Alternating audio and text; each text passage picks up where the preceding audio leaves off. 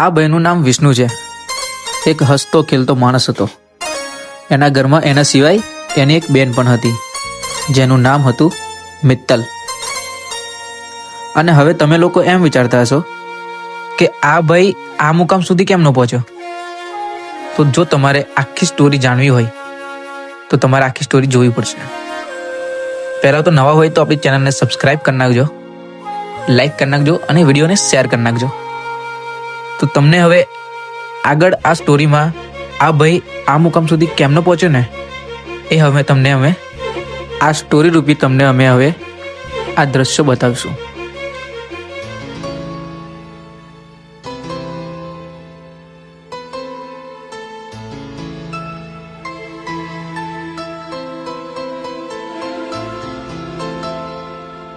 મારા લાડકવાયા ભાઈ ઉઠો, જાગો, સવાર પડી ગઈ, કોલેજ જવા લેટ થાય છે.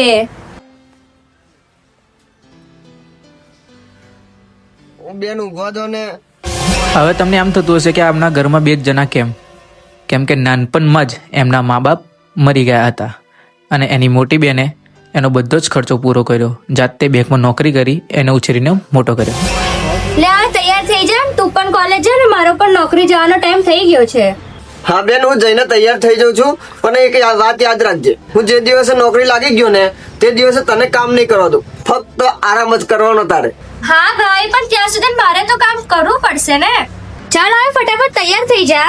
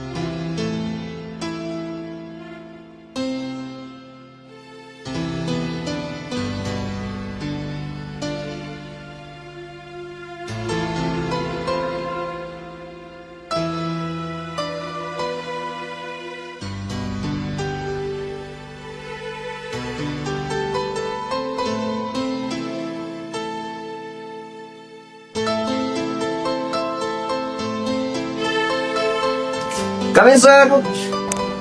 ઓહો મારા તમે પધાર્યા. સમયસર કોલેજ નથી આવતા તમે. કાલથી વહેલા નહીં આવો તો કાઢી મૂકીશ. બેસી જાઓ.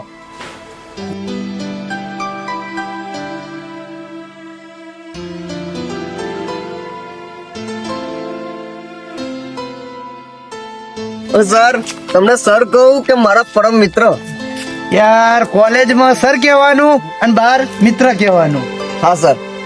સરસ. એક્ઝામની તૈયારી કેવી ચાલે? એકદમ જોરદાર. એવું છે એમ? લ્યો સરસ. તું એક્ઝામમાં પાસ થઈ જાય તો તારી બેનનું ભવિષ્ય સુધરી જાય. હા સર. મહેનત મજબૂત કરજે. હા હા સર. મળીએ.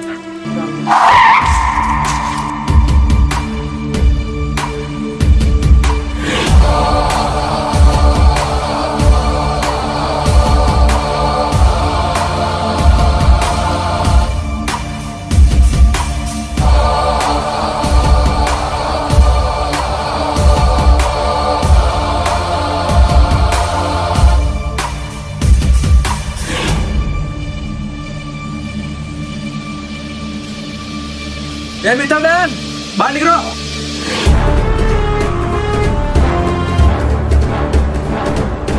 હા બોલો બોલો, શું કામ છે?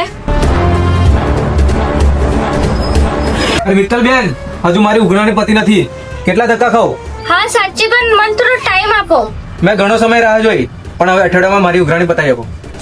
હમણાં થોડું મુશ્કેલી છે કારણ કે આગળ મારા ભાઈની એક્ઝામ આવે છે અને ઘરનો પણ ખર્ચો, તો તમે સમજો તો સારું છે. હું તમને થોડા દિવસમાં કરી આપીશ. અઠવાડિયામાં ગમે તેમ કરીને મારો હિસાબ પતાવી દેજો, બાકી જોવા જેવું થશે. હું જોવા જેવું થશે? ભઈલું તું રવા દે. ના તું બોલ, જોવા જેવું થશે બોલ. જો તને તારી બેનની આટલી બધી લાગણી થતી હોય તો મારો હિસાબ પૂરો કરી દે. એ હિસાબ તું હશે તારે લે.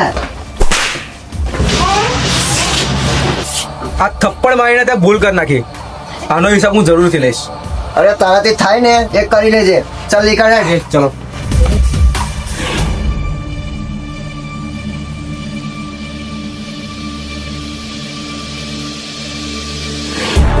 એ વિષ્ણુ એટલે કાંજીને ઉઘરાણીનું શું થયું? પતી ગયું બાપુ. એ કાલુ હા બાપુ એટલે વિક્કીને ઉઘરાણીનું શું થયું? પતી ગયો. પેલી મિત્તલબેન ને ઉઘરાણી શું થયું? એ આપણો કિશન લેવા ગયો છે.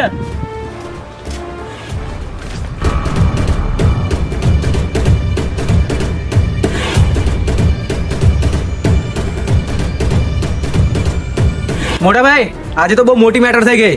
એક વેચ જેવડું છોકરું તમારા નાના ભાઈને થપ્પડ મારી ગયું. એવું તો કોણ બે માથાવાળું છે કે મારા નાના ભાઈને બે થપ્પડ મારી ગયું? એવું તો કોણ છે? હાથ પગ ભાંગી નાખીએ એના. વાત સાચી છે. આપણે તેને એમને એમ નથી મારવો, તેને પ્લાનિંગ કરીને મારીએ. મોટા ભાઈ આની વાત સાચી છે. વિષ્ણુ તું એની ઇન્ક્વાયરી કર. તને લાગ મળે એની ટાઈમ કોલ કર. અમે આવી જઈશું. હા બાપુ હું એની ઇન્ક્વાયરી કરું છું.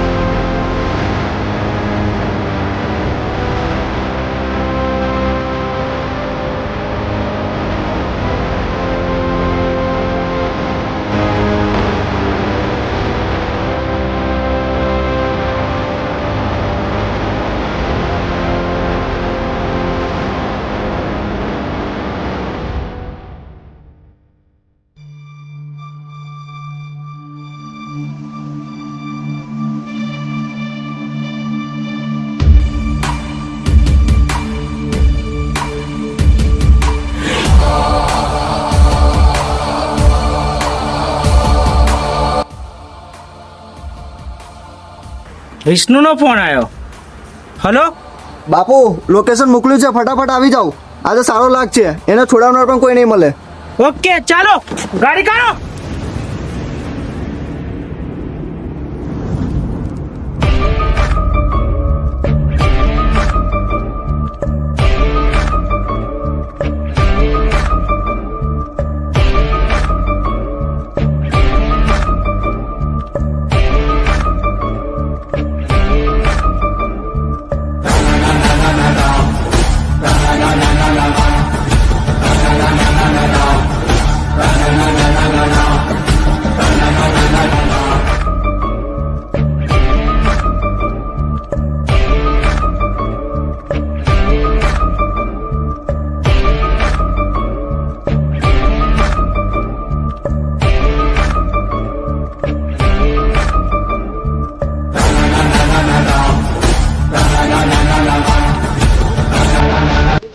એ ઊંચું ભાડ આજે આવ્યો તું મારા ઘાટમાં. તે દિવસે તને પડી એટલી ઓછી હતી કે આજે ફરી વાર આવ્યો છે માર ખાવા. એ તો મેં પણ તને તે દિવસે કીધું તું ને કે સમય આવે હું પણ બદલો લઈશ.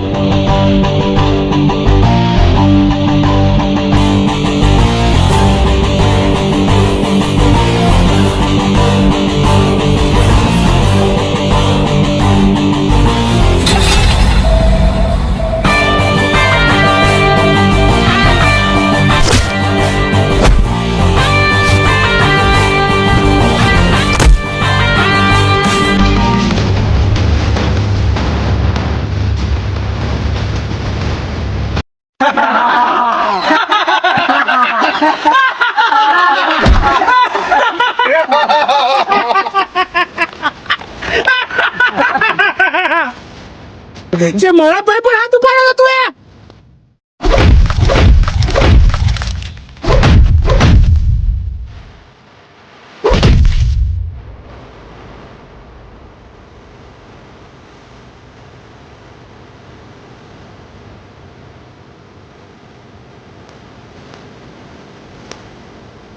તે ભૂલ કરી મારા નાના ભાઈ જોડે મારીને હવે હું તારી બેન પાસે પાઈનો હિસાબ લઈશ.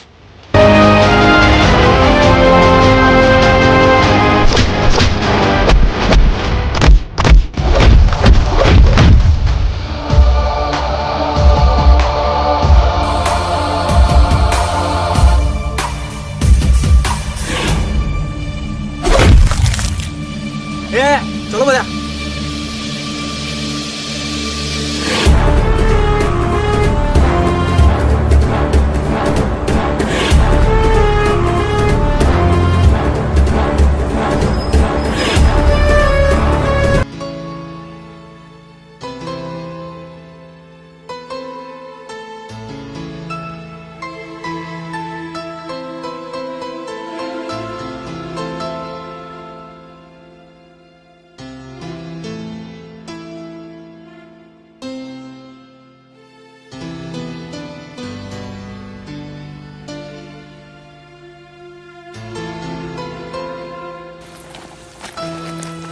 અરે આ કોણ પડ્યું છે અને તો બહુ આગેલું છે. આ તો મિત્તલનો ભાઈ છે. માસી પાણી લાવો.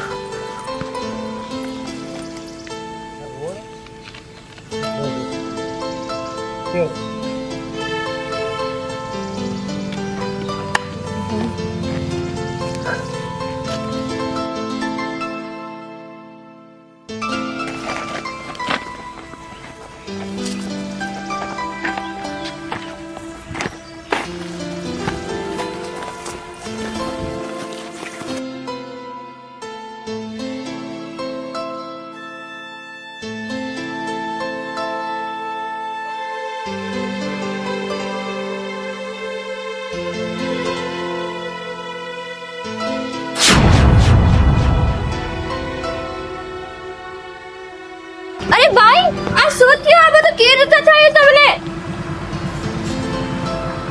ખબર નહીં, આ જ્યાં પડેલા હતા અને વાગેલું હતું એટલે મેં અહીંયા લઈને આવી છું દવા કરાવીને.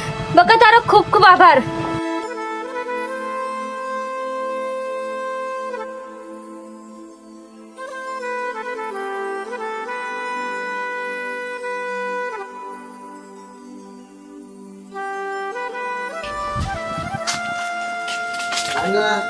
કેમ છો સાહેબ? બોલતા પણ નથી.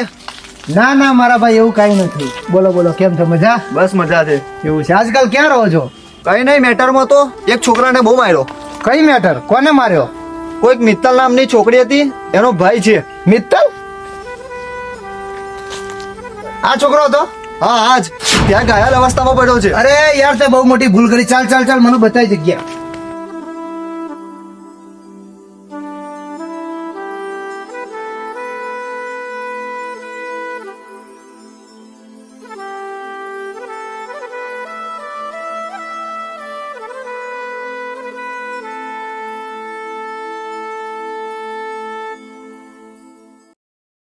અરે તમે અહીંયા શું શોધો છો? અહીંયા એક છોકરો પડ્યો તો એ ક્યાં ગયો? એને તો હું ઘરે મૂકી આવી હતી. મિત્તલનો ભાઈ છે ને એના ઘરે મિત્તલ. અરે સાહેબ અહીંયા આવો. શું થયું? આ બેન એને ઘેર મૂકી આયા તો ચાલ ફટાફટ.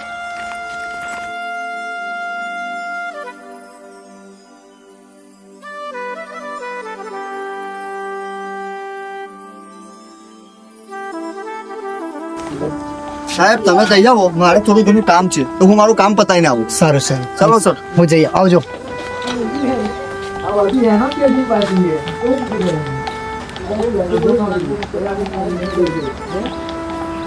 અરે યાર વિષ્ણુ, શું થયું તને યાર? હવે કેવું સારું છે? સારું સરસ, મટી જશે. દવા ખવડાવજો ટાઈમે. હા વાંધો નહીં તો ટાઈમે. ચાલો, અમારે થોડું કામ છે, એક્ઝામની તૈયારી છે, નીકળું.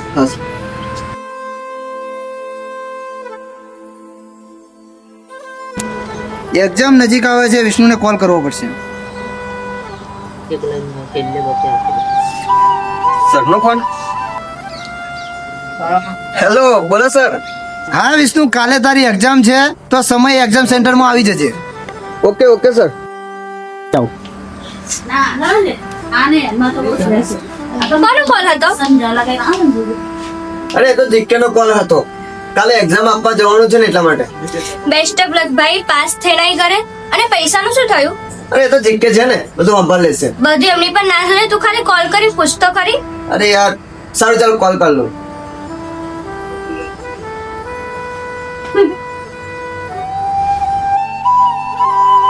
સર. હા બોલ મારા ભાઈ. કાલે પૈસા કેટલા લઈને આવું? તું પૈસાની ચિંતા ના કર, ખાલી સમય એક્ઝામ સેન્ટર પર પહોંચી જજે. Okay sir. હા. જો મેં તને કીધું તું ને, એ મારો પરમ મિત્ર છે, મને એક પણ રૂપિયો ના કરવા દે. દ્વારકાવાળો તમારી દોસ્તી હંમેશા આવી રાખે. અરે એક્ઝામ નહીં આવ્યો, ફેલ થયો.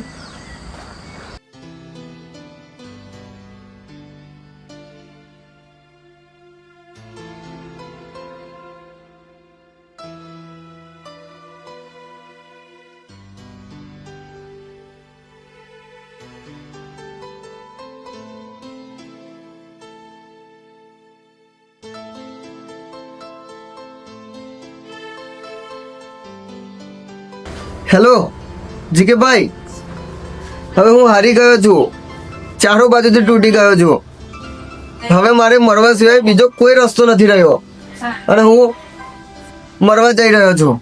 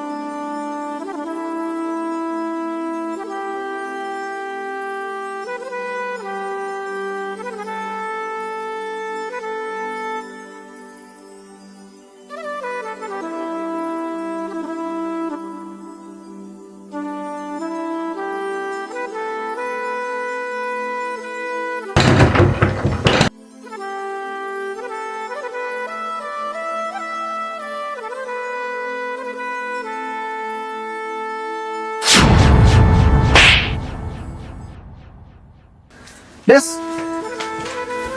કઈ ખબર પડતી નથી. તારા ગયા પછી તારી બેનનું શું થશે?